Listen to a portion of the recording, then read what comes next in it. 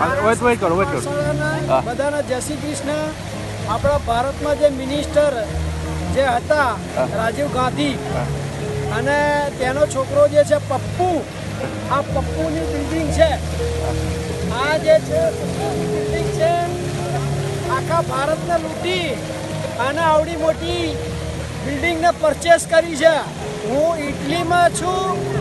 આ રાજીવ ગાંધીની બિલ્ડિંગ છે, સોનિયા ગાંધીની બિલ્ડિંગ છે, તમે જોઈ રહ્યા છો. અને પપ્પુ ઇન્ડિયાને લૂંટી ને પૈસા બનાવવામાં બેઠો છે. આ ત્રણ બિલ્ડિંગ જે છે દેખાય છે, આ ત્રણ બિલ્ડિંગ એ પપ્પુની છે. આ બધી બિલ્ડિંગ પપ્પુની છે ઇટલીમાં.